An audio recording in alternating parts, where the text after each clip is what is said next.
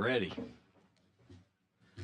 Before I start talking, I want you to watch a video that I think will kind of let you know some of the things we're doing.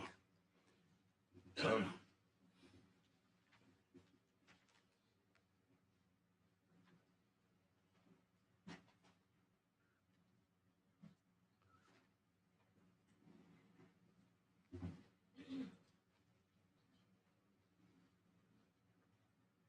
Well,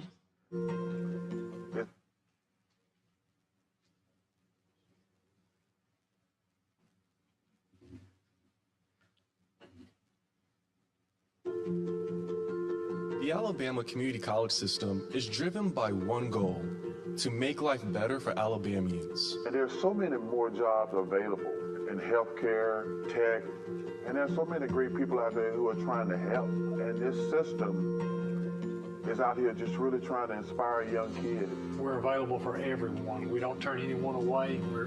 We can help people at any level. The Alabama Community College system is a place where opportunity meets education and training, where stories start, leaders are made, and more than 150,000 Alabamians put their trust each year to provide a path to change. This is our mission. This is what we do. The important part in the name is community. And I often say that we're not just in the community, we're part of this community. With more than 130 strategically placed training and educational sites, spanning from the Emerald Coast to the river valleys, from the gateway to the mountains to the plains, and beyond. We've become the largest training entity in the state.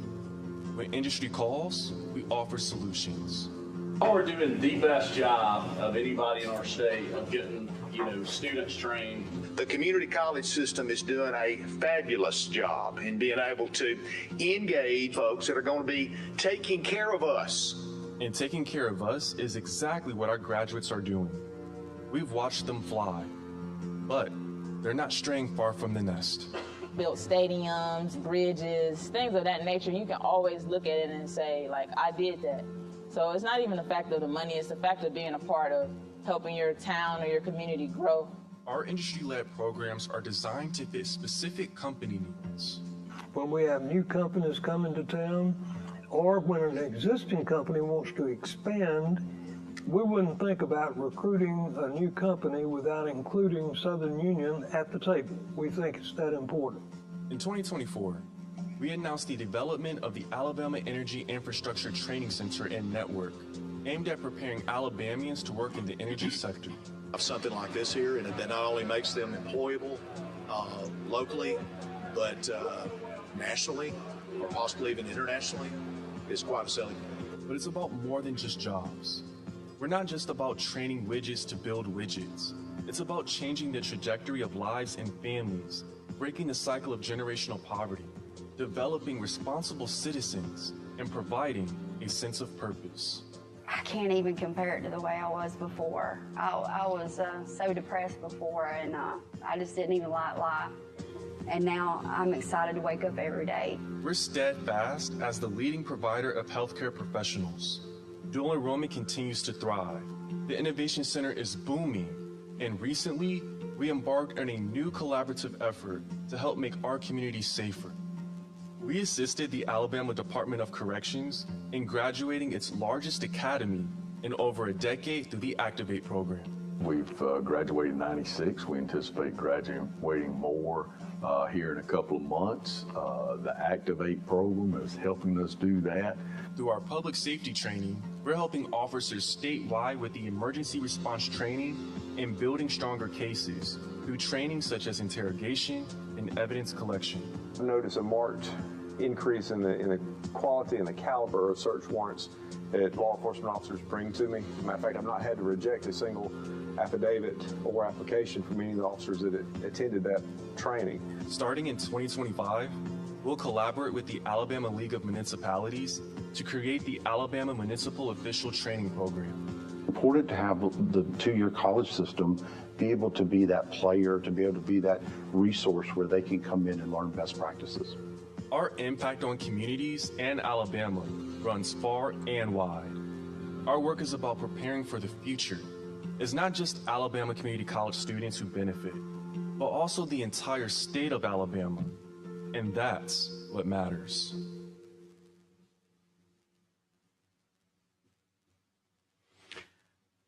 I think you probably recognize the gentleman that initially made comments about the college.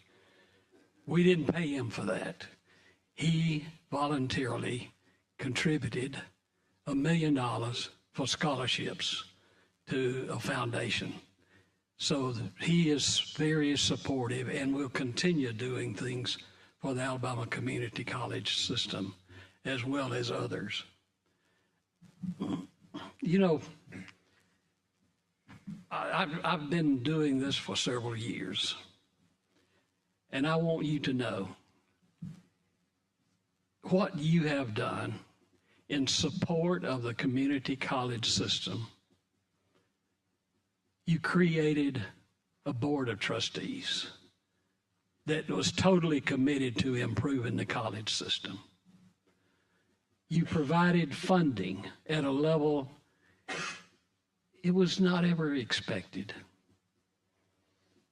But the results has been, we can look back today, and I will tell you that I believe this and I know this, we have the best group of presidents at our colleges that's probably ever been as a total.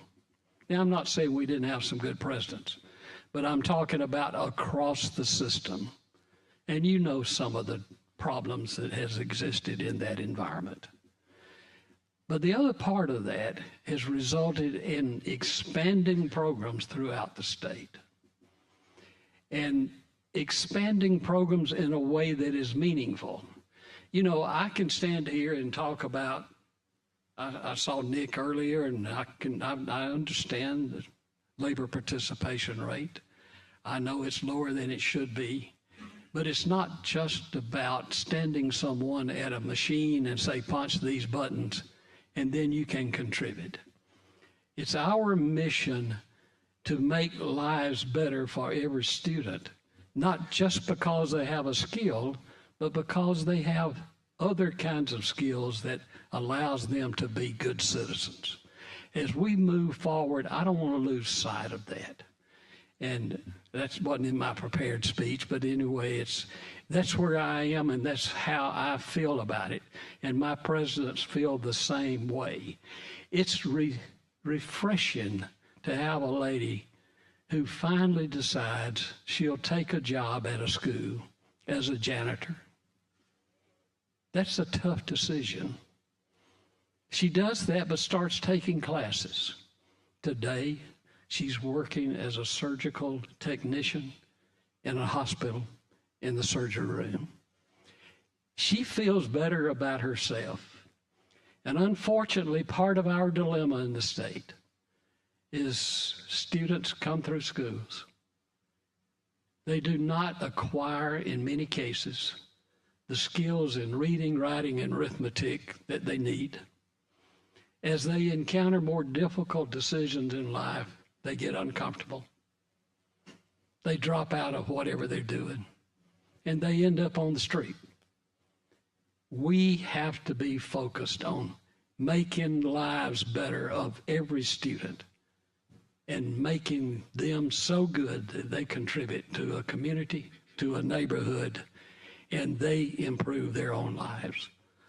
That's just kind of a basic thought as we meet in presidents and we talk about those kinds of things. We're committed to making this a better state. And again, I thank you for the support that you've given to the system. No other entity in the state has as large a reach and positive impact in education and skills training for people with all walks of life across this state. This is because you place the confidence and financial support in us. And we feel obligated to deliver, and we are going to deliver. Now, we've had to explain to a few folks they might need to go somewhere else and seek another career. But our mission is to make this state a better state, make this state a state where people can get jobs and a state where companies can hire people. And that's our main mission. it matters to us, and I hope, and I know it matters to you. We're the largest workforce training entity in the state. And we're going to continue working hard and harder. And I apologize for my voice. I've had whatever is floating around the state for 2 months, and I can't help it. But folks, we have over 10,000, almost 10,600 employees in the system. We are a big part of the economy. And we have over 130 different training programs, and we're continuing to add those on a regular basis. But not only are we adding the programs, we're doing it in many ways that we can be flexible, and programs can be conducted at Geneva, Alabama, or in wherever it may be. But it's not as limiting as it has been in the past, where you have a shop and you go to that shop. We still have some courses like that, and we're going to continue to have that. Excuse me, but we've undertaken a mission to put in every area of this state adequate training facilities for advanced manufacturing centers. And we are making progress in that mission. We're not there yet, but we're going to continue moving forward. You know, Mr. Chairman, y'all always preach to me investment return. In the House in particular, you look at the community college systems today, and your investment return is there, much more than it has been in some of the years in the past. Our enrollment has increased over 5% every semester since 2020. And we're continuing to grow. We're going to continue to grow as we get more people and expand more training programs. Dual enrollment has been, I think, in many cases, a lifesaver for students. You know, every student just isn't going to be a Rhodes Scholar. I happen to have fallen in that category. I couldn't have made that either. But a student can learn to do things that they can succeed. And I know I'm sounding preachy about that, but that's what we're about. We want to make the life better for every student that we encounter. Our dual enrollment has grown by leaps and bounds. You funded it. You started it. And I'm so thankful that you have, because it has given lots of students an opportunity to succeed. I like the story about the Innovation Center, and we were out in the rural part of Montgomery County training people on skid steer. And one gentleman, young guy, he was like 18, never succeeded at anything. He had autism problems. His mother was with him. And he goes through the training program, and the guy standing there that had loaned us the equipment to do the training says, I am going to hire that guy. He hired him and gave him a bonus that day. That's making a difference in this state as we go forward. The other part of it, most of our students are students of this state, living in this state. And most of our students, once they go through a program, whether it be academic or combination thereof, they stay in the state of Alabama and provide labor and labor force. That's important.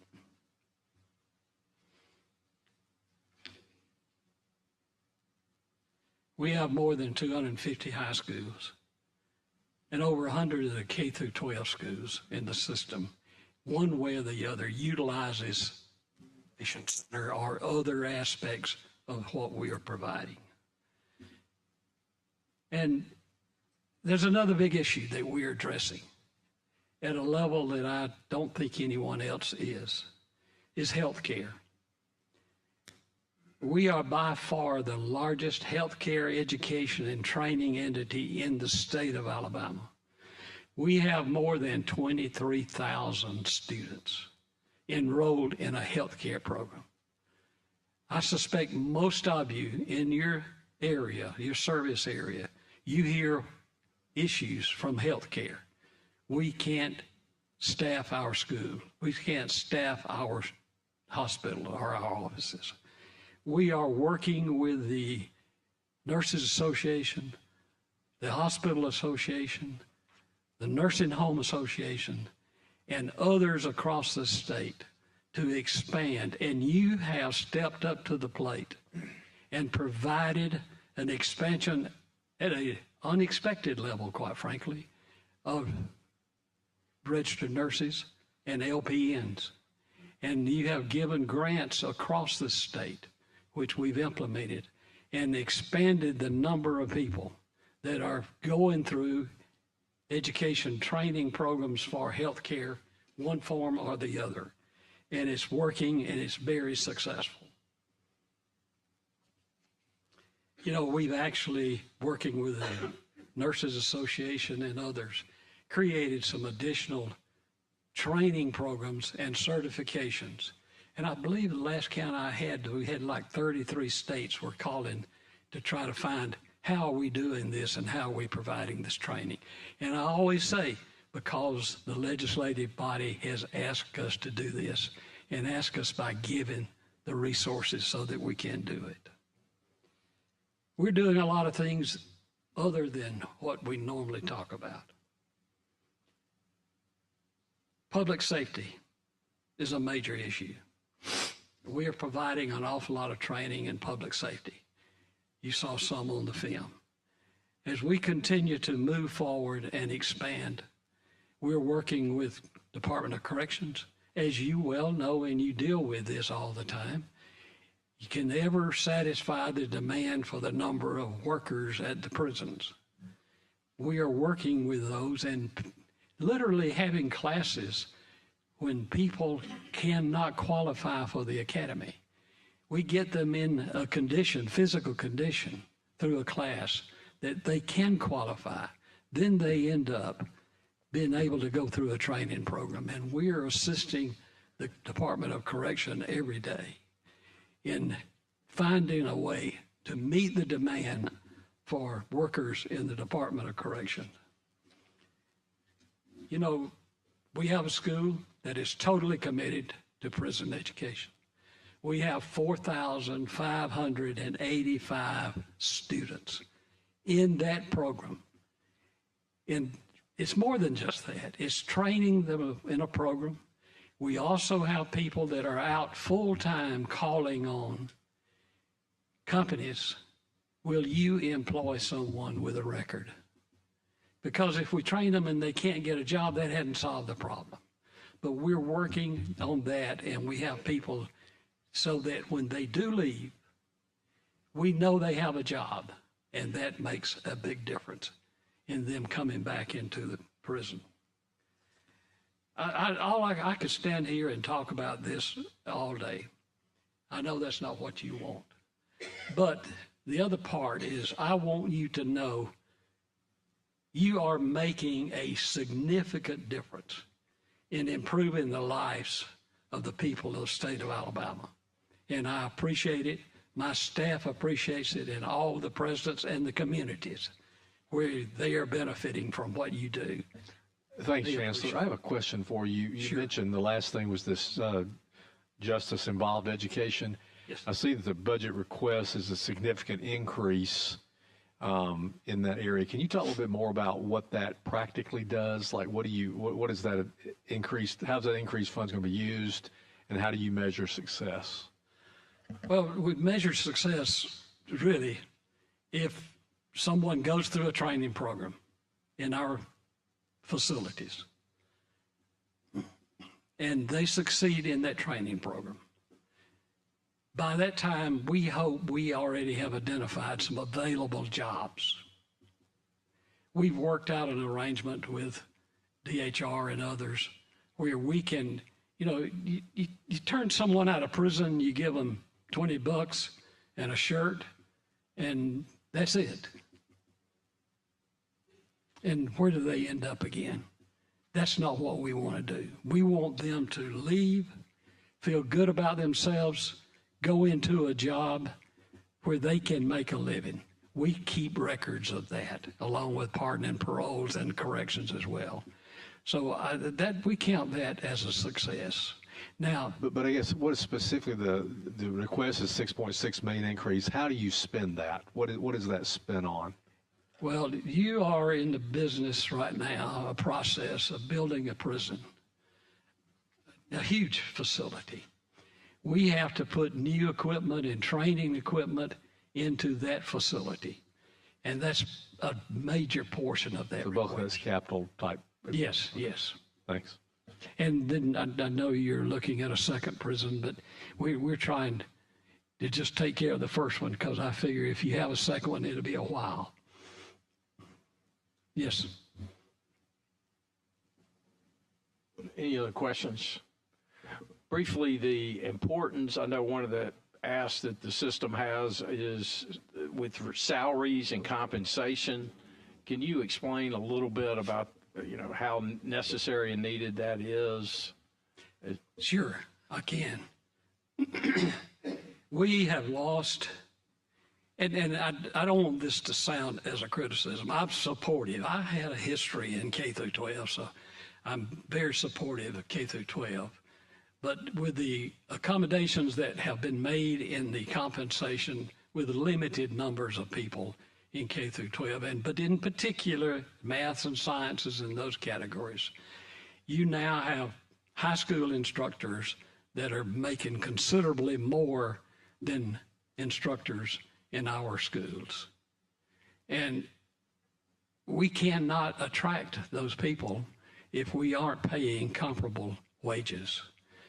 I do not, nor have I expected to change all of that overnight in one fell swoop, but I would like to know that over a period of time, we're committed to making that process.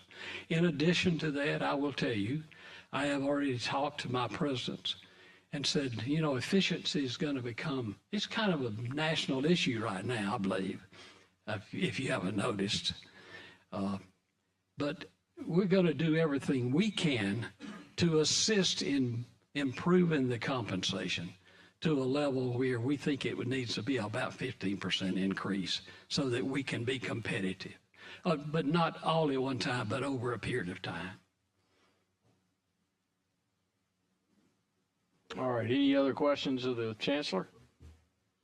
All right, thank you, Chancellor Baker, and thank you for what you and your team do across the state. Well, thank you. And again, I'd want to say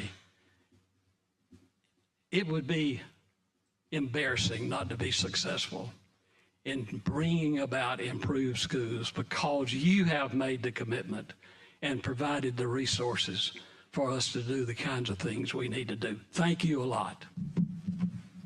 Thank you. Next, Dr. Purcell. We'll go ahead and get you started early.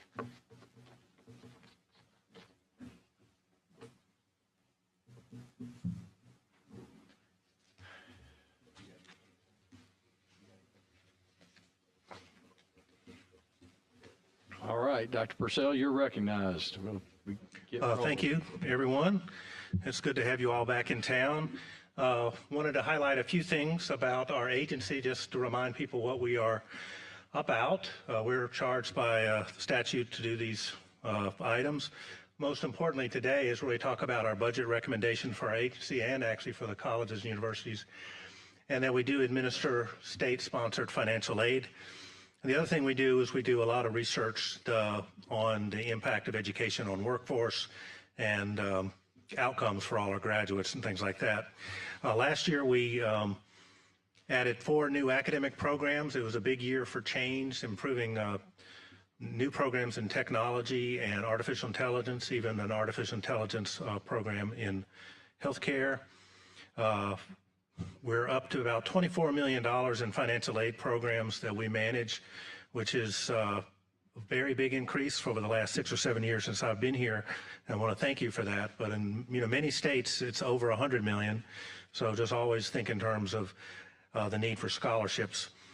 The FAFSA issue last year, we did have about a 2% drop in the number of students who completed a FAFSA. And as you know, there was such a debacle in the federal government's implementation. But we worked hard and we're pretty happy about what happened. We ended up on average being 11 points above the national average. We put together a Student Horizon database, which is what you all wanted us to have, which is an information guide for parents and families when they're thinking about where to send their kids to college, what the majors are, how many degrees are done and everything.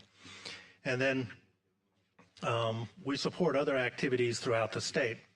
So at this point, I was going to show you pretty much what our budget request is. It's $77 million. It really doesn't include any increases in our operation and maintenance. I had requested a lot from all of you last year is to make sure that we had those addressed, and you did address that, so we're in good shape. Unless, of course, you start, if you do provide raises or add other kind of things to everybody else, we want a piece of that proportional to our size. We do have a couple modest increases to other existing cost centers. And we want to try to move some of the stuff that we've been funding through the supplemental into regular operations. Based on what I saw in the governor's budget, it was not in there, so I'll highlight the ones that I need your help with and include 6 new programs. I do want to mention that our budget is kind of unique. A lot of times you'll have a budget that's maybe have 6 or 7 items, and those buckets can be rearranged and moved so you can move money back and forth. But in the Commission on Higher Ed, we have 55 programs across 6 appropriation units, but we can't easily move them. They're for specific scholarships, and they're for particular activities. So it's not like we can redirect funds from one bucket to another. The thing to consider too is in AIC funding, which our budget is small, we're very supportive of doing providing for pass-through activities, things that are targeted particular institutions or particular higher education activities. But I would ask that you don't consider that as a part of our 6% request. That should be on top of. And I know that's a big ask, but it is hard for us to address some of the things that we think are important to the state if we're being punished against the cap for other appropriations that come into our line item because of an extra $1 million for the battleship or other places like that. So just sort of keep that in mind, that it's harder within our budget to rearrange things if we aren't funded on certain things. The next set of items are items that we requested that weren't in the governor's recommend. So if any of these things are of interest to you, I would love to have your help making them happen. Auburn and Alabama have done a good job in creating a hunger-free campus initiative, which is, here's people who have gone to college, they're doing what we want them to do, but they don't have the family resources to provide for food and daily operations. And Auburn and Alabama worked hard to develop some programs there. Some other universities and community colleges are starting that process. And what this would do would be to help those other campuses, which may actually have more needy students on their campus. And what this does is actually help create the infrastructure that would be needed. Students work to get free food from the local businesses and everything, but they got to have an industrial strength refrigerator, or they've got to have shelving to put the things on so that they can provide food to these students in need. So that is a request by a student group, and it would just basically come through our office and we would provide support for that activity. The Literacy and Numeracy Act, y'all have given a lot of resources to other entities to help them implement this, but really not a whole lot on higher ed. And of course, we have to train all the students and faculty to rethink how education should be done in both math and science. We've been having to spend a lot of our resources as we can to work with the campuses to get them. May I stop you on that, Dr. Purcell? It seems to me that the state colleges and universities that have education offerings, colleges of ed, would be on board by now with the Literacy Act for sure. It's been around for a while, and the science of reading, and then of course in the letters, and then of course the Numeracy Act's a little bit newer. Why do they need additional help doing what, to prepare teachers for the classrooms of Alabama, particularly at the elementary level? Well, I think I want to just echo, I'm mildly offended by that point, to be honest. I'm more than mildly, Mr. Chairman. Funds are to support the Alabama Colleges of Education in adapting their operations and academic programs to meet the demands of the Alabama Literacy Act and Numeracy Act. That blows my mind. I understand. What we try to do is try to work with these campuses to make sure we can get it to work out. And sometimes it requires providing funding for them to have training. In the first year, we had Literacy Act allowed us to do some training to help people know how to do that instruction. And it cost money. Eric Mackey was good enough to provide money to us to provide to the campuses. But as we add new faculty on, there is a need to get more and additional students to go through the specific training that K through 12 teachers are having to go through so that we can teach it. But why? I mean, again, I know you're not in one of our institutions. You're the messenger. But why wouldn't they? Why do they need additional funding to comport their education delivery that they have on the campuses to comply with the literacy, to prepare teachers? Why do they need additional money? We give them boatloads of money every year. Well, I do believe it is proportional to the campuses. You do give campuses boatloads of money, but it may not go to the education department. And what I would suggest is that those resources don't actually go to the spot where you want them to. I have talking to many legislators and said, if you actually want people to make change on a campus, you need to specifically state where you put that money is, because if you just throw it over the fence, it'll go into different priorities Some of those campuses were resistant to even changing with the literacy law and to change with the curriculum that the State Department of Education had adopted. They thumbed their noses at us, and I think, Chairman Garrett, if I'm right, we put language in the budget saying you got to get on board or you're going to forfeit, I believe it was $1 million at the College of Ed if you don't get on board. I mean, you're not teaching teachers for teaching in Oklahoma or Tennessee. It's for Alabama. Yes. And I guess the hubris of the four-year schools is, to quote my colleague to my left, is more than mildly disappointing. Well, I guess I would take that as perhaps there isn't support for this particular request. So, all right, so the next one, the governor did put in the recommendation, $650,000 for the HBCU consortium. Remember last year we had that as a consortium was funded and then it was taken out and funded went to the HBCU CARES. At the end, HBCU CARES got the funding. So this year they put, again, $650,000 for HBCU consortium, but took out $650,000 that was for CARES. So I know that you'll have a conversation about what to do. What I have suggested is perhaps there's room for both of the groups. They do different things. The HBCU consortium itself, which we're pleased that they actually got an allocation, is helping individuals right now that are at the HBCUs in becoming more involved in accounting. Where there's a big shortage of accountants that are African American.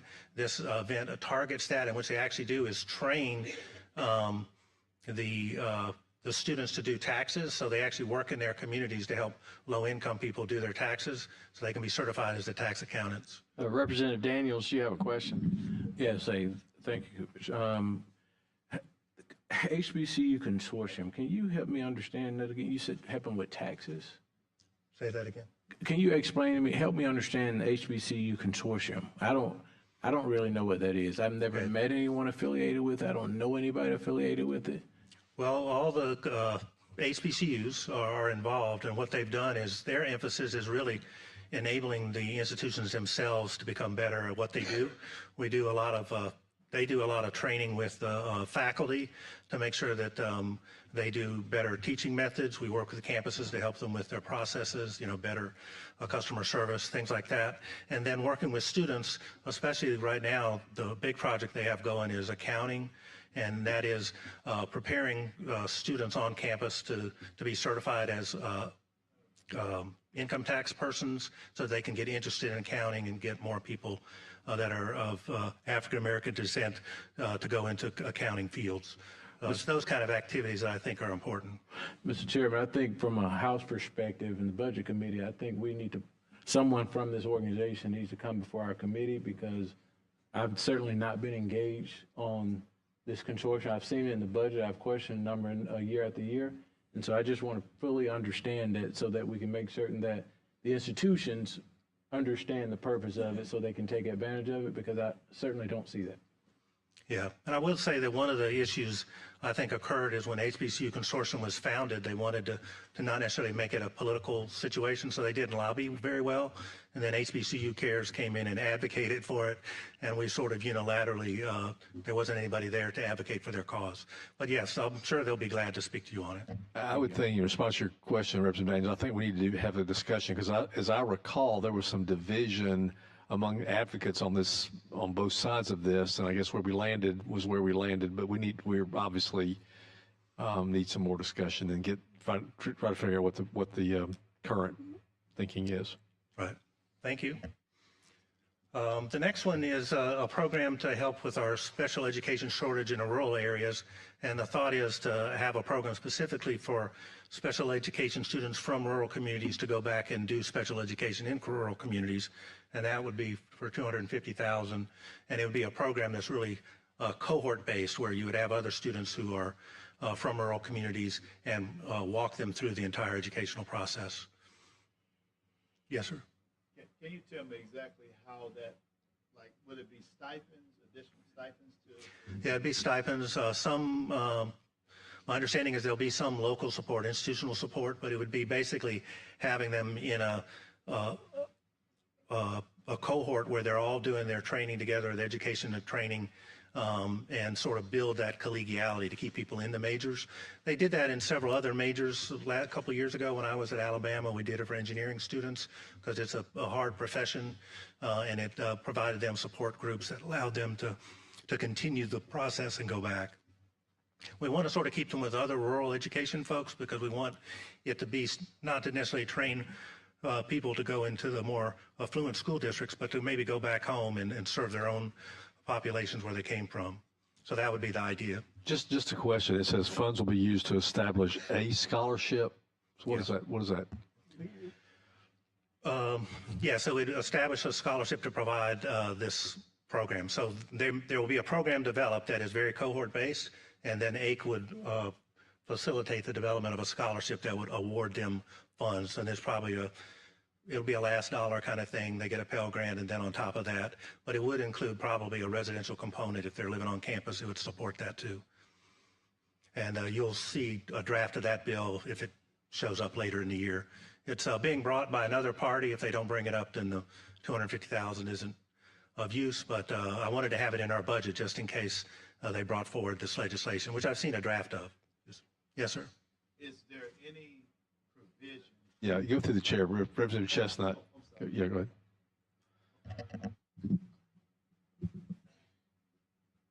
Sorry. Okay, is there any provision whereby there will be an emphasis on the rural areas that have probably the worst schools districts grade-wise, where there would be more emphasis there before you start looking at the districts that might be rural but are AB versus DF? Right. In the enacting legislation, there are some components about how the bill will work, but it is much more general, which allows us the freedom sort of to develop criteria as we go. Because one of the things is if you put it in writing, then you mess it up. You have to live with it until I come back and stuff. But yeah, there is an understanding that what we want to do is make sure that it's, one, people from rural communities, and two, that they're going to go back into the rural settings. But I understand your point to make sure we address the biggest needs. We do have other scholarships that do that we give additional support for people from high-risk districts that have a lot of people teaching out of subjects, so we could actually incorporate that very easily into that. The next two are AIC-specific kind of things, and one is cyber insurance. We did not get that in our recommend from the governor. The reason we need this is the state of Alabama has decided, and they do sometimes decide we're on their side, we're a state agency, but other times we're just a quasi-agency. And in this case, they have said that we would not be supported in case there's a data breach on our data. Other state agencies are covered under the risk management kind of things, but they have indicated that we would have to cover the cost. It certainly isn't $150,000 for the insurance, but you have to go through all these tests for the insurance company to determine that, which is a risk assessment. You have to take that out to bid. You have to do other things. And then we have to provide the equipment and the firewalls and all the other technical things that they say must be required for us to qualify for that insurance. So right now, there is not a request in there. Any support you can provide for this is important because we have, all the records of every student since 1979 in files, and we would like to be able to have some protection. We've never had a breach. There are others that have had breaches, so we're actually pretty good stewards. But, we want to have risk management protection too. If you can force risk management to cover us and it's free, that's great. Otherwise, we would like to have the ability to go out and purchase it on our own and have those resources. But currently it is not recommended in the governor's budget. The next one is the National Student Clearinghouse. For years, we have worked with them to sort of identify where our graduates go, where our high school students go, where do they go to college out of state. It's been an important measure for K through 12, and a lot of the organizations like Alabama Possible and PARCA use it in a lot of their reporting. Regretfully, the clearinghouse decided that the $20,000 a year rate was not enough. It cost about $80,000 to $85,000 now for that report. We could not afford that. We had said we would absorb the cost, the $20,000, like 10 years ago. They never went up, and now they have skyrocketed that amount. I would like to be able to continue to do the reporting, which we already have been doing, but now we're 2 years in the rear, don't have that. So we would like the $100,000 to continue that ability for you to know where your graduates go out of state and whether they ever complete a degree. It sort of completes the whole picture, but I do not have the resources in my office to go from 20,000 commitment to 100,000. So if you want the report, I'm going to need some support. The existing programs we had asked for increases just a little bit for each of the financial aid programs. Y'all been real good to these. You've tripled need-based aid in this state over the last 6 years. We are asking for $1 million for the STEM major teacher recruitment plan. This is a plan that actually takes math and science teachers and prepares them to be teachers in high schools. You all put this in the budget several years ago with, I think, the understanding that there may be additional cost as the program is expanded. This is the request from that group to ask for another $1 million for that initiative. And the network of Alabama academic libraries at one point was funded at $1.3 million. It's down to around $500,000 now. We're requesting $200,000 to be added to that. They are the people that contract with digital journals and things like that to provide that information. So you save a lot of money across the board by having all the deans get together and agree on which journals we would have in this resource. And like I said, at one point it was funded over $1 million. Now it's about 500. We're just trying to move it up to 200. If not, the institutions have to decide which journals they throw off the cliff, and that's problematic. So if you can help us there, that would be good.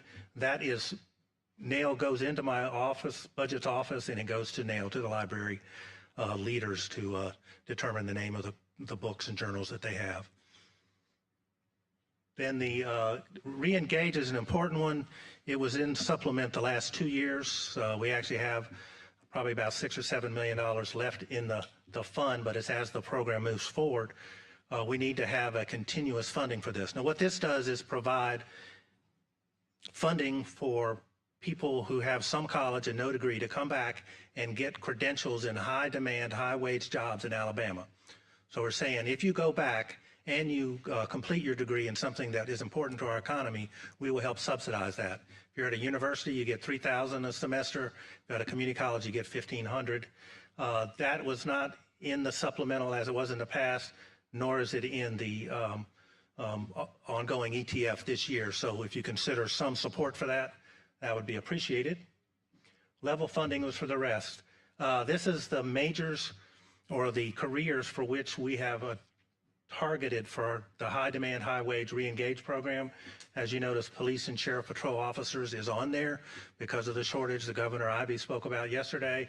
And of course, the other things in medical health care and then some limited teaching professions are also there.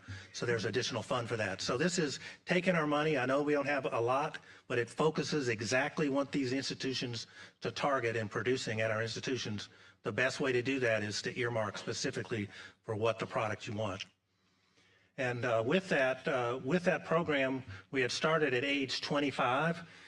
We want to drop that down to age 22. Our campuses gave us some feedback and said we felt we could get a lot more students who had dropped out, worked a year or two, and about 22 years old, and then are still thinking about college and get back in, rather than waiting till they're 25 and they're already in another career, fully engaged or whatever. So we're going to recommend in the enabling legislation to drop that to 22. And then the other is to help us really address these shortages. We originally started it where there was no money to go with anybody that already had an associate or a bachelor's.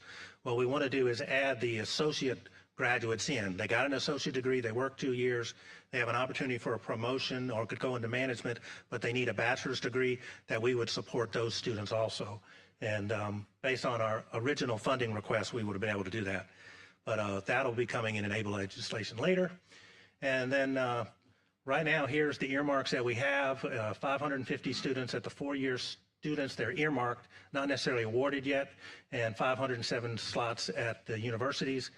The private institutions also qualify for this because we're actually trying to address our workforce as much as help our institutions and students to go into the public schools, and that's the stuff. I do want to just pivot a little bit and just talk about the institution's budget. It's a tough year for them. There were huge increases in mandatory funds, personal salaries and benefits, and the inflationary cost adjustments. So our weighted credit hours, where we like to fund institutions based on what they produce and the cost of those productions, we were only able to, after we added in all the things that we had to add in, the mandatory kind of things, we just ended up with about 15% of our budget going toward new innovative things in our campuses based on weighted credit hours. So I would request that you look at that. Perhaps the 6% makes sense in a normal year, but when you're adding all the mandatory expenses for pensions and insurances and things like that, it makes it hard for us to do our day job. So we would request that you consider the 6% to be a soft number for higher ed. Maybe for everybody else, not. But that's all I have. I'll be glad to answer any questions. Here is the budget for the institutions.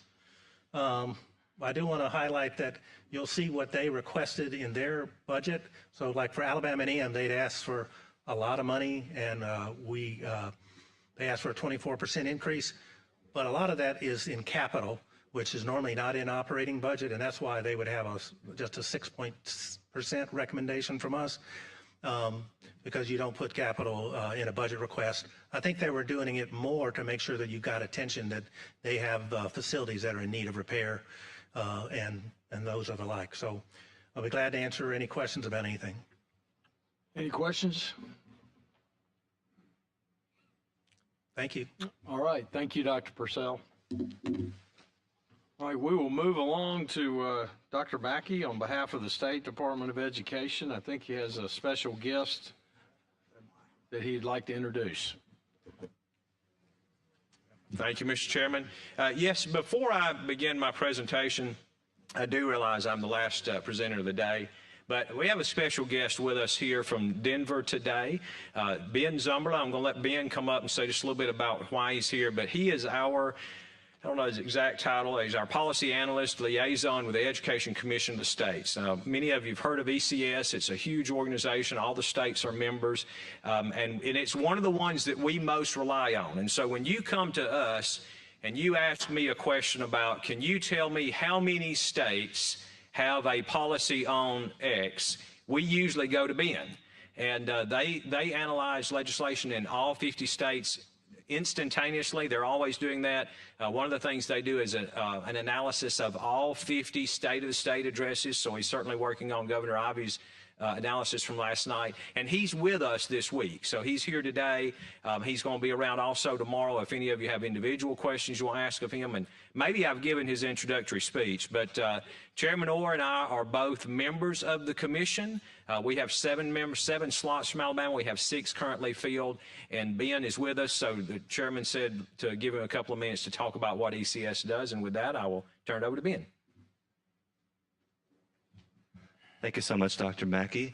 He basically did give my speech, but so I am a state relations strategist now. I was just promoted in January. I've been working with ECS for 3 years. I'm the liaison for Alabama and a lot of your neighboring states, a lot of the southern states. We are an interstate compact, and we're one of 6 interstate compacts that actually serve all 50 states. And what kind of sets us apart from other peer organizations that provide policy research is that we don't advocate for any policy. So you guys will email me a question on what is this state doing on this policy around early education or finance or anything like that, and we will just provide information on other states' examples and things that are related to you. You can also ask for questions on your regional states or states that have similar demographic makeup to get something that's the most relevant to you. But we serve anybody who touches education policy. As Dr. Mackey said, there are 7 commissioners, but we serve every legislator. You're welcome to email me. We'll get you back a personalized memo within 3 days. Just going through all the different policies. And it's also confidential, so we will not share any other information of what you're asking us with anybody else that's on the commission or not on the commission. Does anybody have any questions about ECS? All right, thank you very much. Now, Ben probably has to stay now, or he feels like he has to stay. For my presentation, Mr. Chairman, I probably just did myself bad because before, when y'all would ask questions and I could get you an answer within 3 days, y'all thought I was smart. Turns out I just have a good resource. And as he mentioned, we're a member state, so you don't have to go through us or through one of our commissioners. Dr. Purcell is also a commissioner, but you can go directly to Ben, and I'll get you his email address if anybody'd like to have that. And he is going to be, again, with us all day tomorrow, too. We've got a pretty packed schedule for him, but I know he's got time. If some of you say, a couple of you have said, can he come by my office for 5 minutes? I want to just to pick his brain a little bit, and I'll get him by there in the next day or so. With that, I will go quickly into this. I have never had the opportunity to go last, so it's a little bit daunting because I know last is means that you also all have other things to do and that you have more time for questions. So I'll try to move through it fast. I will save some time for questions. If y'all have questions along the way, just let me know. I want to always like to go back to our strategic plan. As you all know, as the governor announced last night, we have had some really good information out recently. We did get good test results.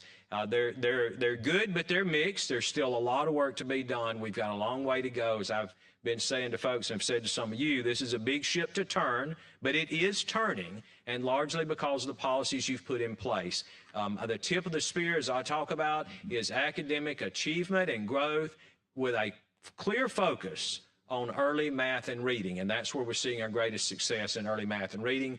College and career workforce readiness. I'll touch a little more on all these later in the presentation, but certainly we're doing a lot on that. As Chancellor Baker mentioned, we're working closely with them to expand a lot of our college readiness and dual enrollment programs. Safe and supportive learning environments, another one we're continuing to work on to make sure that all of our schools are safe, that they're supportive, that our students are getting the resources they need. We want highly effective educators, and more educators highly qualified when they come out of college. We're really having a lot of success with that now. We're not fully there, but we are having some success. Feel good about that. And then customer-friendly services, as I've said before to you, that's the foundation. I want people to see the department as a resource, not just as a monitoring or auditing agency. And I feel like we're getting there too, and doing a lot of work to try to move that forward.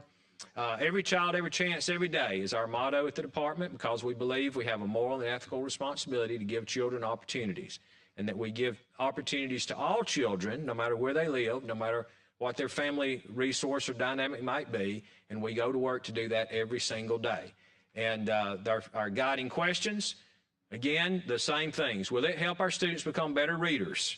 And the answer is Evidently it is. Our numbers are looking better. I'll go into some of those. Will that help our students be better prepared for success in algebra? Not just better at math, because algebra is the gateway to all higher maths, and it is kind of the foundation for math success that everybody needs when they graduate high school. Everybody needs to understand algebra, and algebra is algebra all the way back to fourth grade. Last night when the youngsters from Danville Neal were here, and I was talking to them, and their teacher said we got to get them back on the bus because we got to get back to Morgan County. Tomorrow we're taking up fractions, and fractions is algebra. Algebra is just a game of ratios, and the first way you play it is by learning that 3/4 is what. And so students have to understand fractions, to understand ratios, to understand algebra. It just builds one after the other. In math, we are focused on algebra. Okay. Will it help our students become better, more productive, more responsible citizens when they graduate high school? We want them all to graduate. We want all to be highly productive citizens after they graduate. These are some things that y'all have helped us do. So we have moved up. I know we've said that over and over, and if you invite me, both chairs, to your committees every week, I will get up and say, we have moved from 52nd to 32nd, because I also had to stand before this committee and explain how you could be 52nd when there are only 50 states. So we have done a great deal of good. We are moving in the right direction. I would tell you the same thing I told you last year and the year before.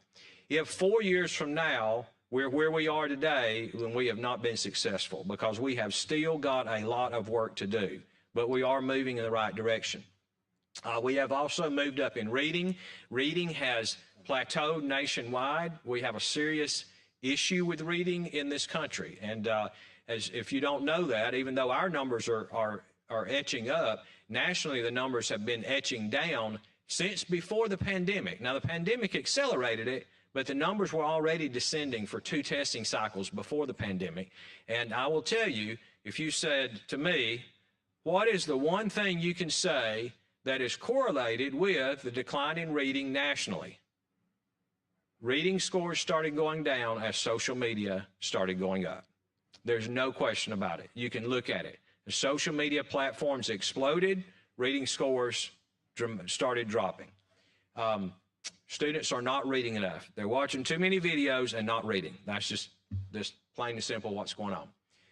We are number 5 in the nation for new NBCTs, National Board Certified Teachers. We're number 7 overall. We'll never beat out big states like Texas and North Carolina. They just have so many more teachers than we do, but we're growing faster than any of them. We're now ranked number 5 in computer science, number 5 in financial literacy, and our graduation rates exceeded 90%. Again, you remember it dropped pandemic time, but it's back up. And we'll talk a little more about that. These are those scores again. They just look so good. We're very proud of the work, but there's lots more, again, work to be done, and we certainly want to be. The governor set a goal for us to be out of the 30s by 3030. And of course, as y'all know, I was a little scared of that because at the time we were down in the 40s, but we're getting that direction. And I've told her we're going to continue that work, and that, of course, will go into the next quadrennium. Dr. Mackey, yes, sir. I have a question. So going back to the high school graduation rate of 90%. Yes, sir. Is there a correlation with that and ACT scores or something like that? Is there some, I mean, can we feel confident that that's an accurate reflection of where our students are? Well, yes and no. There's no correlation to the ACT, no. They do have to take the ACT, but they don't have to take they don't have to make a minimum score on it. Now, the high school report card that you see, the A through F report card, the biggest number of points on the report card come from where students score on the ACT. So there is some high school accountability, but technically a student could go in and Christmas tree it and make a 1 and still graduate high school. There's not a requirement to make a minimum score. That next thing down, Mr. Chairman, is on that same line is where that's our quality indicator, I would think, and that is, are our students graduating college career ready? Now, you know that we put that in, you put it in the law, that by 27, our graduates of 27 have to be college and career ready, or they won't be able to graduate high school. So if you look at those two numbers, you can clearly see that if our high schools don't get a lot more students, what we call CCR or credentialed, then the high school graduation rate is going to, in the spring of 28, when I stand here, it's going to say 84%, not 90%. So I think that's the answer to where you're trying to go. What is our quality indicator that says we know? So we're graduating about 7% of our students. They're graduating with a diploma, but they've not earned a college credit or a CTE credential. They've not earned anything else that said they're really ready to enter college or the workforce. Okay. We're working on closing that gap when the law says we have to close it within 2 years. Thank you. Yes, sir. These are my 3 new words, and I'm going to say them today and say them over and over. It's about strategy, focus, and investment. We have to have the right strategy, which thanks to y'all we have. And I'm serious. I'm deeply grateful to the legislature, to the governor, to our state school board for helping us set the right strategy. That includes the Alabama Literacy Act, the Alabama Numeracy Act, the Teens Bill, the governor's Turnaround Schools Initiative, and I could go on and on. I probably should go on and on, but many, many bills that y'all have passed, they've given us the right strategy to support the work. We got to stay focused on it. It's not the time now to say, "Woo, we've done all that." Now, if you had one of our infamous and famous college coaches, and we have both here, to come up and they said, if I win a national championship, then that's it forever. We're going to focus on something different and not try to win another one. Well, you'd think that was foolish. Well, just because we teach one group of students to read doesn't mean we're done, because I assure you, next year a new group will show up that do not know how to read. So we have to constantly be doing this work over and over and over and over again. So we have to stay focused on it so we can keep moving up, and we've got lots of growth we need to do. And then investment, and that's what we're talking about today. We get the right strategy, which I'm telling you we have. Collectively, we've got the right strategy. Do we need to tweak it? Yes. Are we doing that? Yes. But in general, the right strategy, stay focused on it and invest in it. And I'll jump into that. Now, as you know, I'm going to hit one slide, and then I'm going to, or hit a couple of slides, and then I'm going to go into what the budget request is for that. I have not seen the governor's budget. I don't know if it hit today or not. I think it was supposed to be filed today. So some of these things are, they're all addressed in there, but maybe at different amounts than what I'm going to talk about. I want to point out one thing on this. Oh, by the way, this is in your book. I know this is a big book, but you've got the slides, and then right after the slides, you have this in a spreadsheet form. But if you look on the right side, those red bars that are horizontal, that's our summer reading camp growth for 2024. Now, the math camp, we had a little struggle with math because with the testing's different. So you see the 23 results in math. I'll get the 24 for you soon, but the 23. But the 24, so what you see is that kindergarten, first, second, third graders, we test them at the end of summer reading camp. How are they doing? Did they grow? This is a similar chart from what I showed you with 23 and 22. The earlier we get them, the more we can do. Earlier, better, earlier, better, earlier, better. So our third graders, even when we put those third graders into summer reading camp, their growth rate is half of what we can get if we can get them in kindergarten and first grade. So even though our retention is at the end of third grade, we've got to be doing the remediation and the interventions earlier. Earlier is better. If we wait to third grade, we don't get nearly the results for our investment. And so we are trying to, we've put in place, again, thanks to the Literacy Act, lots of interventions and screeners all the way down to kindergarten so we can identify students who are struggling with reading really before they even can read because they're struggling with those phonological skills. The third grade reading, you saw this year. And we'll stop here for a minute because I've already had a couple of questions about this today and yesterday. So these are the last 4 years, what we show on our test. And you know the two light bars show a different test, different set of standards. We changed standards. And so in 23, we had 83% of our students who tested in third grade reading. It's a subtest, so this is just reading. 83% below grade level. And then this year it was 93%. And I was thrilled with that growth. There are a couple of things that led to that. But since then, it's been reported that actually only about 0.83% or less than 1% were retained. So the question to me has been, what's the difference in that? How did we go from 7% of our kids not ready for fourth grade to less than 1% actually being retained? Well, the difference is in the good cause exemption. So the law provides that a principal can go ahead and promote a child if that child has special needs and their IEP team says to promote them, or if they have what we call a reading portfolio assessment that says they should go on. Now, I am concerned about the rate because it worries me that we have knowingly moved 7 or 8% of kids that we know for a fact cannot read on grade level to fourth grade. However, don't want you to panic because you put also in the law that if a school does that, they have to write a strict, what we call a SRIP, a student reading intervention plan, and they have to monitor that student's reading, and they have to continue to offer higher level student reading interventions through fourth grade. So we're going to follow those students and then look at their scores at the end of fourth grade, which will be at the end of this school year, at the end of this school year. So they're more than halfway through fourth grade now, and see what the outcomes would be. A couple of you, including Chairman Garrett, have asked me, do we need to make any changes? Well, I don't have any changes I can recommend right now, but there could be that we would be back asking you to make some policy changes down the road. We got to look at that result first.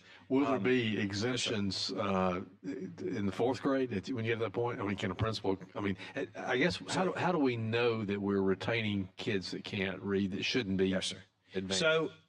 So under the Literacy Act, the only retention place is at the end of third grade. But of course, a school can always retain a child that they don't think is ready to move on to the next grade. So the short answer is yes, a school could retain the child. They could say, well, you know what, we moved them up at the end of third grade, at the end of fourth grade, they're not ready for fifth grade, we're going to retain them in fourth grade. A school could do that, but there's nothing in the law that requires that, and there's nothing that we would require that. Yeah, I don't want to belabor it here, but Representative Collins, I'd like for us to kind of look at, do we feel like this is the adequate? I mean, there's concerns. We were projecting at one point that we thought there may be 20% of third graders that are retained, and it was such a fractional number, and yet, you just said that we know we've advanced people who we shouldn't have. I mean, Yes, sir. Yeah. So are we? What is, if anything, we need to do? Well, do you want to address it, Chair Lady? I would say what he was just saying, though, that we are following those children as fourth graders to see how they're doing. I mean, I'm sitting here shaking my head. No, I don't think we're wanting to hold back fourth graders. We were already challenged at third grade, but we know that there's a reason for that. And so I think that we need to continue to prepare them and make sure that they're ready. These are also children that were promoted for some reason. So they had either a portfolio, they had something that showed they were getting it, they just needed a little more time, and we're hoping that the fourth grade and the funding that we've put in for that would prepare them for that. I'm not advocating that we retain children. What I'm concerned about is we just not filling ourselves with, thinking we're doing something that we're really not. That's my point. So, yeah. I agree. I will say this, and I've told Dr. Mackey as well, almost every student in third grade last year had a portfolio because everyone was panicked about everyone. But when I would meet with schools and I would see their third grade portfolio list, which was everybody, and then you looked at their second graders, well, only about half of them had portfolios. So they knew half were going to be on track and were doing well. And if you went down to first grade, about half more. So I think we're going to get better and better with it. And one thing he didn't mention, but I'm going to mention, is because these children that just had the NAEP gains and all, they were our pure COVID babies. So they were kindergarten in 2020 and first grade. Those are the most pivotal years for them, and most of their school was not in person. And so the fact that we kept them flat like we had 2 years ago, but they were at gains, that's amazing. Does that answer? Representative Baker. And Chair Lady Collins, I would give you the rest of my time if you like, I promise. Dr. Mack, one thing I was just... Baker, yeah. Yes, sir. Well, thank you, Mr. Chair. I was just mentioning them, though, for those that have been going on, whether it be through good cause exemption, these Yes, struggling readers, but that is something that we have addressed. That is monetarily providing some additional support funding for those that are going to that. So I did want to make sure that y'all were aware that this was something we were cognizant of and helping to address. So thank you. And again, I would give my time to you too. Yes, sir. You're exactly right. We have, you've put money in to support those students in those middle grades. Thank you. And I want to go back to this slide. Again, these horizontal bars are important. So these are, remember, one of the things we learned was that schools were basically, they were using their, what we call formative assessments. You know, we try to make everything complicated and have a weird name for stuff. They were basically testing kids in kindergarten and first grade and trying to get to strongly encourage, let's say, those parents to get their kids in summer reading programs. If you had just said, we're going to wait to third grade and we're going to put everybody in summer school at the end of third grade that's not ready, as I said, we know success rate's going to be low. But we have identified kids earlier. And I can tell you the first and second grade retention rates almost doubled in many, many, many of our schools. And so essentially they were identifying people earlier. So that is another reason too that we saw a lower retention. Again, I promise you we're tracking it. It is on my radar. But to your point, when we first tested this, we were showing 23% below. And then, you know, it edged up. We did change tests in between. I know there was a lot of talk about the cut score changing. Just to remind you, the state board has raised the cut score for this year a year ahead of basically our expert recommended schedule. So the cut score this spring, which is, they'll test in March very soon, is actually higher than the cut score last year was. We did have apples to apples, same test, same cut score. I'm really proud of this. We had about, I don't know, there are 12 districts there that had more than a 20-point gain in their third grade reading test score. And that's the same test, same cut score, obviously a different group of kids, but that's a part of two things. One is they're really doing the work you ask them to do, to focus on teaching the science of reading. And the other thing is we are beginning to see COVID recovery. We do have this group of students are in fifth grade now, have had, as the chair lady said, they were in kindergarten in 2020, missed the last basically 2 months of their kindergarten experience. And then in first grade, many of them, even if they were in school, which we wanted every student to be in school with a teacher, but y'all remember that time when people were wearing masks? It's very hard to see a teacher's lips move and the teacher has a mask on. And in many cases we had that, and you can't, so they really missed some key development during kindergarten and first grade. Not always, but many of them, and we'll have to continue to help them through middle school and high school. Okay, so, and we had one district, Orange Beach, that did, had a 100% pass rate on the test. Okay, these are our requests. I would point out, I know that I don't want to make it any more boring than it already is, but if you go past the slides, again, there's a 3-page spreadsheet. My assumption is I'll be invited back to both committees to go through much more detail as we get the governor's budget and present. But these are our requests. You'll see on under the blue column is basically 24, and then you'll see what our what our request is, and then you'll see the difference, our request this year from last year. It says over under, that's a trick. There are no unders. We didn't ask for less money on any line item. If there are any questions on those, I'll be glad to stop, Chairman, but otherwise I won't go through each line item unless you see one you want to go into, and I promise I'll be glad to stop. College career workforce readiness, well, we've had a great year of getting out and visiting schools, including the one that I'm most proud of up there in the upper right, going to Gulf Shores High School and flying in a student-built plane. We got up about 1,000 feet. That was a great experience. That pilot is not a student. I know she looks young enough to be a student. She is not a student. She is the instructor. Again, you see some numbers on the other side. Our numbers are getting better. Our biggest concern with graduates right now is what Chairman Garrett brought up earlier. We've got to get our college and career ready rate matching our grad rate. We need, 90%, 90%. And I would invite you here, I'm going to stop and do a PSA.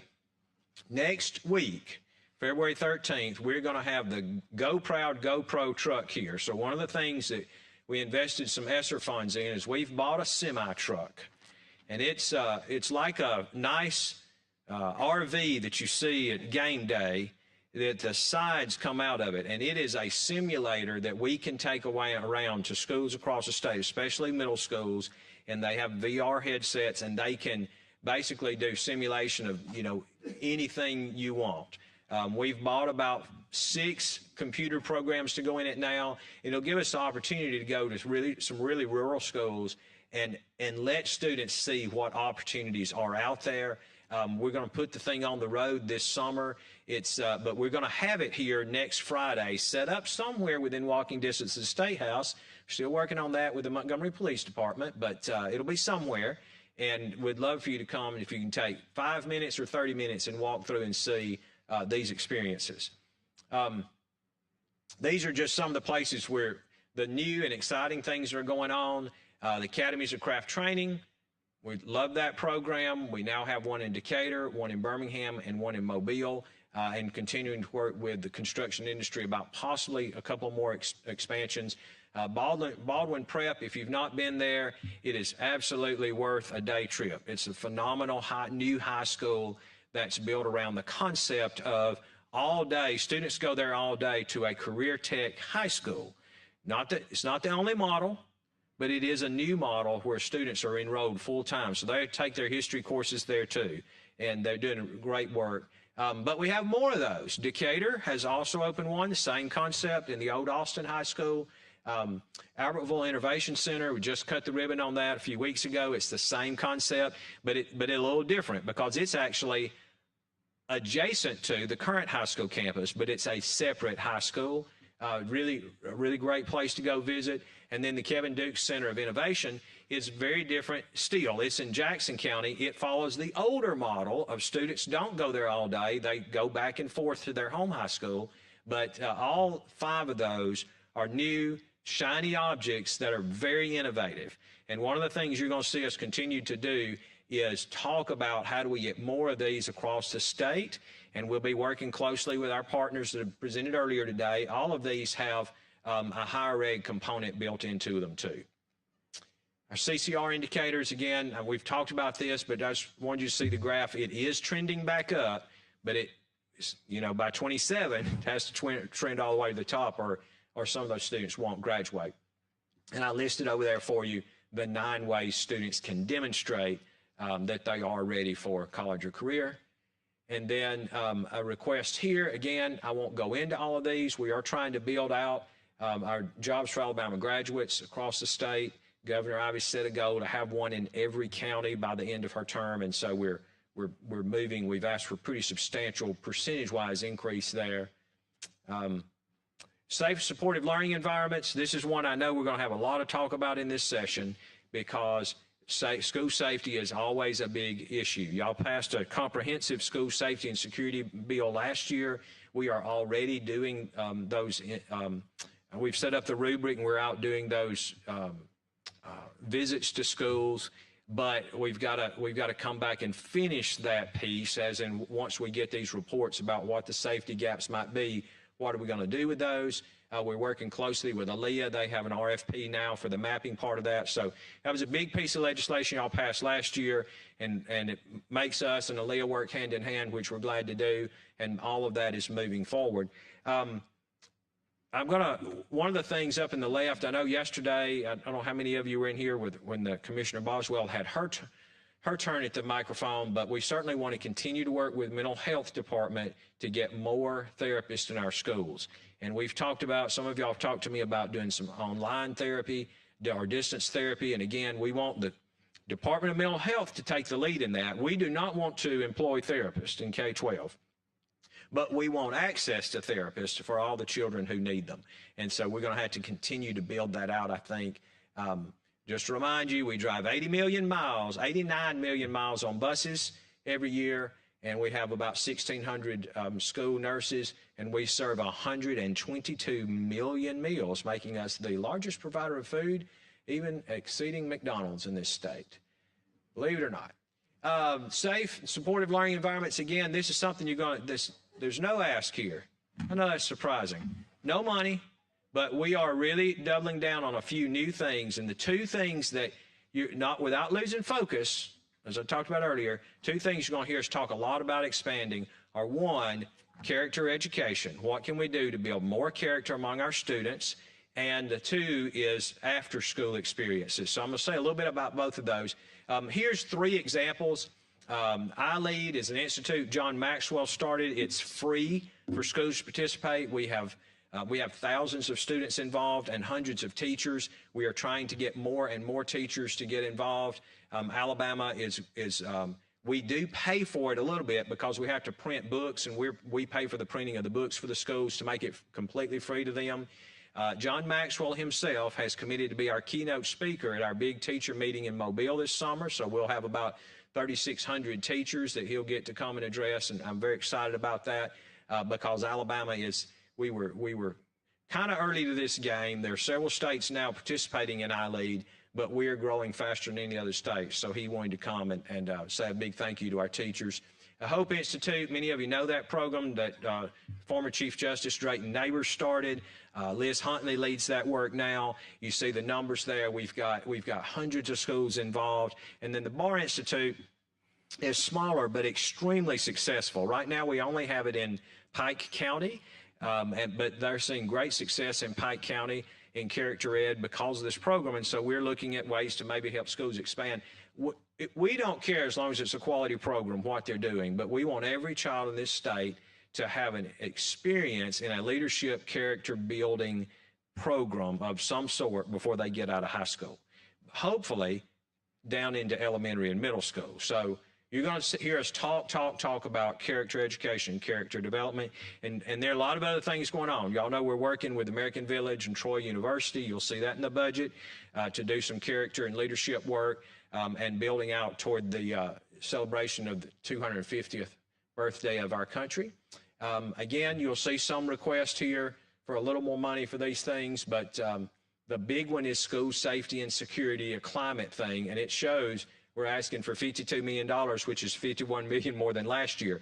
Well, that's because last year, what y'all fund, we passed the big bill, but what you funded was actually just the ALEA mapping part. Now, that's kind of a placeholder, $50 million, but we're going to have to talk about what does that look like long term, and whether it should be in the direct or the supplemental. That doesn't matter to me what it comes out of, but that's the one that's a big change there. And then transportation operations, and I'm going to that in another place too, but I will just tell you this. When I started this job 7 years ago, you could buy a school bus for about $88,000, and now they're about $150,000. And it is mostly the price of steel. The buses have a lot of steel in them. They're not like a car. They are very heavy. They have a lot of high gauge steel in them, and because of that, they just cost a lot more money. And they get really, really bad mileage, like 7 miles to the gallon. Okay. Talking about investing in our teachers, again, y'all might have seen, I just want to point out one thing here, that, we passed the TEAMS bill a few years ago. I know that's cost a lot of money, but this year, for the first time, and I can't remember when, math is no longer one of our high need areas. So in other words, most of our schools are reporting they have a math teacher. Now, not all, there's still got some problems in rural areas especially, but it is working. So put your money where your mouth is, as y'all did, and it does make a difference. Takes some time, but it is working. And again, requests there. Actually, TEAMS, you'll see we're asking about $5 million more because this year it's actually costing a little more than the appropriation, but you had over appropriated smartly from the first year, knowing that eventually that might happen. So that fund has a balance in it, but this is the first year we're beginning to erode the balance because we actually had about $85 million in claims against the $80 million appropriation. Again, we're trying to do a lot of social media, visiting schools, have visited schools with many of you, and I want to get to as many schools as possible. The governor visited over a dozen schools this year, the first week of school, and so trying to get get out there with her as much as possible too, if I can keep up with her. And then this is the big part of the budget, and it doesn't come to the department, of course. It's the money that goes directly to our LEAs, or it goes through us to the LEAs. You'll see we've requested about $198 million in appropriation for the foundation program. I will tell you the biggest part of that is PHIP, which I hope somebody else can come talk about. But we did ask for a few other things in there for the schools. You see the transportation request, and then a few other things down through there. But the big request is obviously in the foundation program. And that brings me, I think that's the last slide, Mr. Chairman. I'm glad to answer questions. Oh, I had these in here, but Kirk went over all this morning as in how much money's left in the, how much money's in each fund and all that. So I don't suspect you want me to do it again. All right. Senator Chastain. Yes, sir. Thank you, Mr. Chairman. Dr. Mackey, do you know how many teachers we have now currently in the team's contract? I do not know exactly, but I'll find out. It may, it's not in there, is it? No. Let me see. I think it's on one of my slides, but I don't know if I can find it. 4,163. Good, thank you. Yes, sir. Any other questions?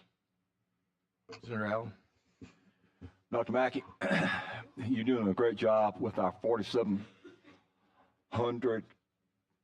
thousands of employees. And I've got two of those in my family, and they're proud of you. Take a moment, if you would, and talk a little bit about the issue of the cell phone in our public schools. Yes, sir. Well, I'd like to get them out of our public schools. So the problem is not the phone. If we were only talking truly about students having a phone in the classroom, that would be a problem, but it's an addressable problem. The problem is they're not phones, they're supercomputers. And so students not only have access to a phone, we call them phones, but they have access to, as you know, to streaming video, they have access to multimedia players, they have access to games, they have access to texting. It is too much of a distraction. It's almost, Senator, and there are a few young folks, really young folks up here, a lot of you younger than I am, but for those who are my age and older, if we were to go back to school and they said, hey, when you come to school, you bring your own phone. Now remember, we'd have to plug it in and dial, but bring a phone, bring a TV, bring an Atari, and we're going to do class with all that stuff sitting on your desk. Now, we'd think that was ridiculous, but that's essentially what our students have, and at light speed.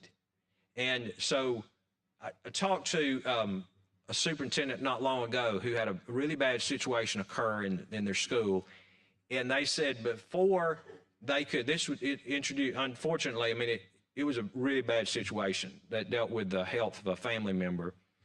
And the student who was at school, before the school nurse could get to that student and pull them out of class and talk to them about what had happened at home, it was already on social media, and other students knew.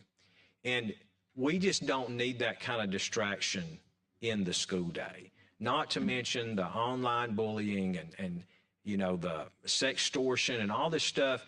Now, I realize that y'all can only do, and I can only do so much. And students are going to go home and they're going to do what they're going to do. But if we could, for 6 or 7 hours a day, free them from that device, I think it'd be a good thing. And I know that's controversial, but that is my stance on it. Any other questions? Senator Stutz. Thank you, Mr. Chairman. Why can you not do that? Why can there not be just a statewide policy of? So, legally why we can't, sir? Yes, or why don't you? If you can do it legally and you think that's the best thing for the children, why don't you do it? So in the 1990s when pagers came about, the legislature passed an act saying the state superintendent or the state board or the governor could not do that it would be up to each local school board to decide what the electronic device policy in their school would be. So I don't have the authority, nor does the governor or the state board. And I think that's what the governor talked about in her speech last night. She wants to the legislature to change that so that it's not up to each local board anymore, but there would be a statewide rule. And I know she mentioned Senator Chastain. He and I have had some discussion about that. But that's why, and in other states you've seen, and one, either the governor did that, or in one state, the state superintendent did it, but it depends on what their legal authority is. And in Alabama, I do not have that legal authority. And the governor doesn't either, or the state board. Thank you. Representative Baker. Thank you so much, Mr. Chairman. Dr. Mackey, one thing, and I don't think that you really addressed this, but that is of some of the school systems in Alabama that already have implemented Yes, sir. basically the school phone ban and such, but it's been remarkable gains, that is, in several areas. One, academically. Yes, sir. Instructionally, you hear from the teachers, and so that's one of the things I think that maybe you had not necessarily addressed, and helping give us a little bit of comfort maybe in a direction that we seem to be moving. But furthermore, the engagement of students on some of the social skills, or whereas before, when they have the devices available, they go into the lunchroom and it's very quiet. It's because the students are on their devices. But now, because of not having their phones, now there's a lot of interaction among the students, among themselves. So I think it's helping develop the students in a very positive way beyond the academics. Thank you. Sir. Yeah, thank you. We do have about 20 school districts that have already done cell phone bans themselves, and we're following those numbers. In many of them, one in particular, two that did it last year, so they were now about 18 months in, and their discipline referrals went down 85% in both those schools. Senator Chastain. Thank you, Mr. Chairman. Quick comment, Dr. Mackey, to that point, speaking about the cell phone bans. Heard from some superintendents who had policies in place, and they liked what they had, but also heard from the teachers. And the teachers were the ones, to me, that said, we need something that prohibits cell phone use during the instructional time of the day, because though the local board might have a policy, you got some teachers who enforce that policy, and then you got some who kids can work some teachers, as we all know, and they kind of get around the rules. And so they said, if one teacher, some teachers are going to allow it and others are not, we got to have a level playing field. Yes. So I think that's why we need something at the state level, but it also leaves control to the local boards to a certain degree. But that baseline of no cell phones during the instructional day is in place. Yes, sir. I completely agree, and thank you for the support, sir, and for sponsoring the bill. All right, I think we're done. All right, thank you, Dr. Thank you, Mackey. sir. We're